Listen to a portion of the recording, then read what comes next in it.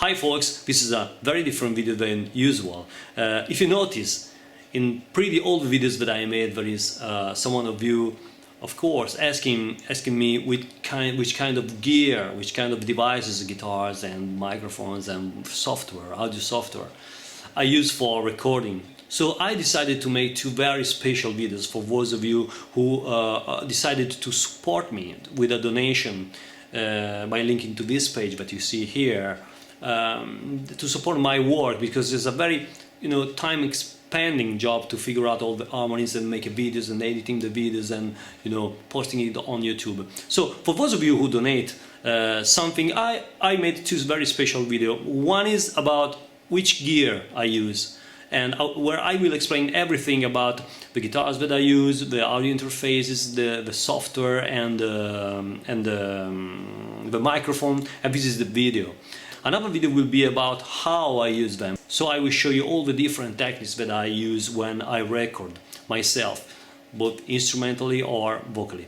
In the description box you will also find where to buy all these devices that I'm using. So go to the description box, there is a donation page again, but if you are seeing this video you already donated to me, so thanks a lot. And also you will find again the links to all the devices, both for United States and both from Europe. So Amazon United States and Thomann. I choose to link to Thomann for the Europe. What I would like to mention here is that especially for what concerns the vocals, most of the results that you hear in the videos, most of the audio quality that you hear in the video, is not directly due to the devices, the gear that I use, but is in the way I sing. For those of you who are interested in going in deep through this matter of the vocals and understanding how it's important to sing in a particular way to get a very good recording result, I'm opening a website in this address here that you see here and in the description box as well. There you can go into more details and get some more instructions on how to sing better, so your recordings sound perfectly as you expect them to be. So enjoy this video. This is going to be a very nice travel through my some kind of private world and my own tools which I care a lot. This is my acoustic guitar. It is the one that you always see, or pretty always see me using in my videos. It's an old Yamaha guitar. It's an old FG331 guitar. You can see the level here, and it's based basically on the Martin Tripolo shape and model. I really like this one because it's quite small and it has a great sound. I bought it for a very cheap amount a long time ago, and yeah, it's very wary as you see, and with very cheap tuning gears. I didn't modify this one in any way, but if you follow the instruction that I give you on a video on the Fruudua TV channel, YouTube channel, you will find a video where I show you how to mount the strings on an acoustic guitar and get a very stable tuning even with cheap tuning gears. And this one is called, the video is titled "How to Mount the Strings on a Fixed Bridge." Yeah. You can see this one is very wary, and it's not spruce top, it's not solid spruce, it's plywood, This is another guitar I use sometimes. It's another Yamaha guitar. This one is kind of old as well. It's the model is FG420E12A, and this is a 12-string guitar. You can see me using this one in the Help guitar video.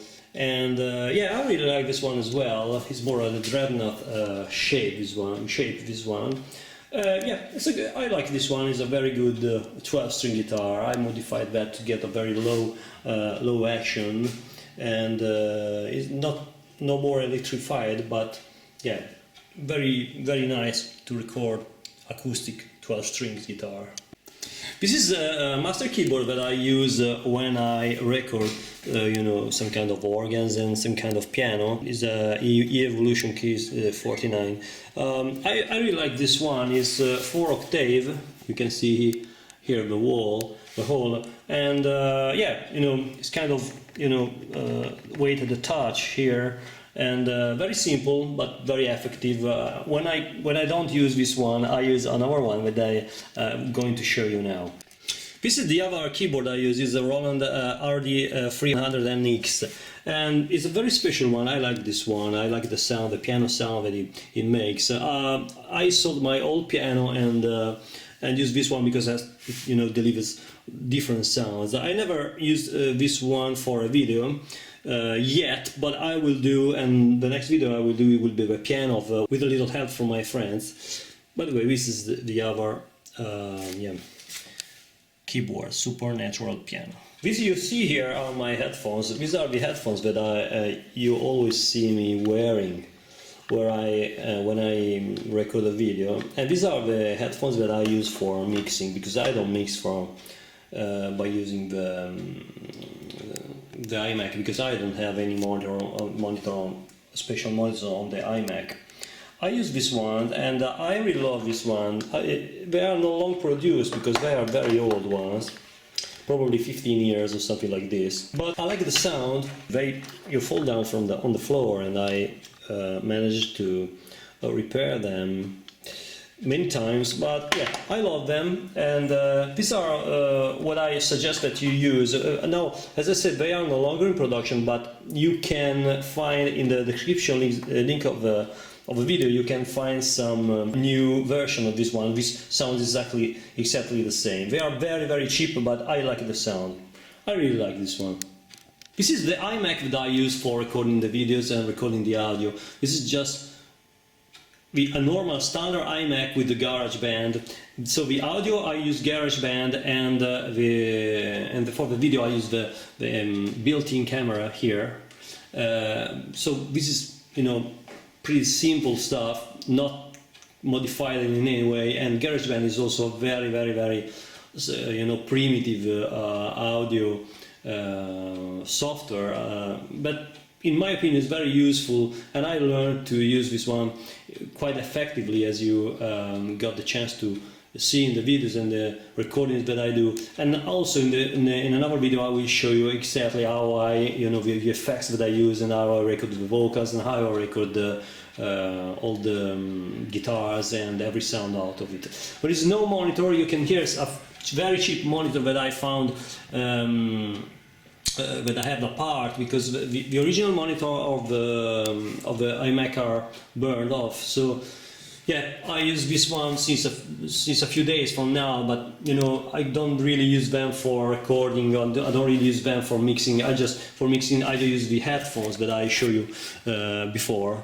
This one I do everything with these headphones here. So don't mind about the internal or external monitors of the iMac. This is the famous microphone. It's a Studio Project. You can see it here. It's a Studio Project B3 microphone, which has some interesting features. It has 3 different types of capturing the sound, including the figure of 8 here. You can see it here. Pattern, which is very, very, very, very nice for some kind of use that I will show you in the next video. For those who donate a higher amount, I'm going to show that video where I explain all the use that the different techniques, recording techniques I use for this kind of devices. On the rear part you have 3 different, let me see if you can see them, 3 different kind of dB level. The first one is there is a cut on the basses, and the second one is linear, and the third one is 10 dB attenuated. And yeah, this is a very good microphone. I'm very happy about this, and I think I will buy another one for spare, because my nightmare is that they will get broken. Along with the Studio Project microphone, I use this pop screen here.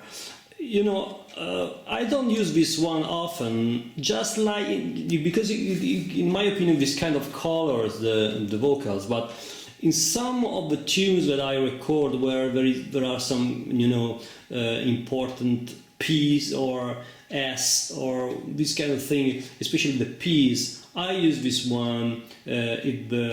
the particular song requires this. This is the audio interface that I use. It's a very simple one. Again, you see with just one input, one balanced input and one instrument input with the direct monitor and the headphones.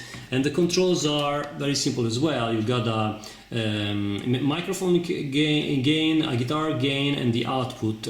On the rear side there is just, let me see.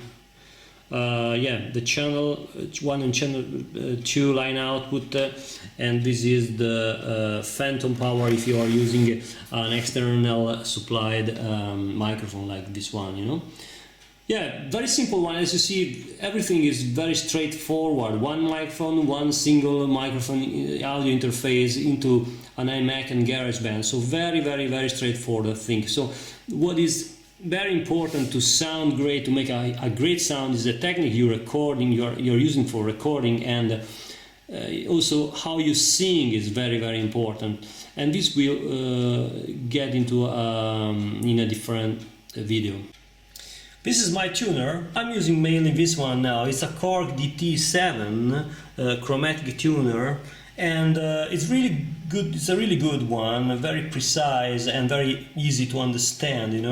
I don't think this one is still sold, but I will get you a replacement in an alternative for find a similar one in the description box of the video. Then you have the string winder. This is the Kaiser Capo. This one is very, very, very effective to be used on the guitar. You just take the cap, you enlarge it and put it on the guitar. It's very, very simple and very, very fast to be used. And if you place it right, here parallel to the fret, it will, maintain pretty all the tuning that you get simply moving forward to a different higher tuning. And this one is another very useful device. It's a Sony recorder, vocal recorder, which I use for every kind of idea that I have for the videos. I got always this one with me.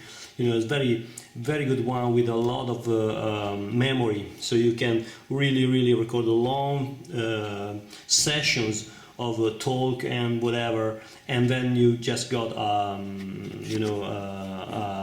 USB output and you put it into the iMac.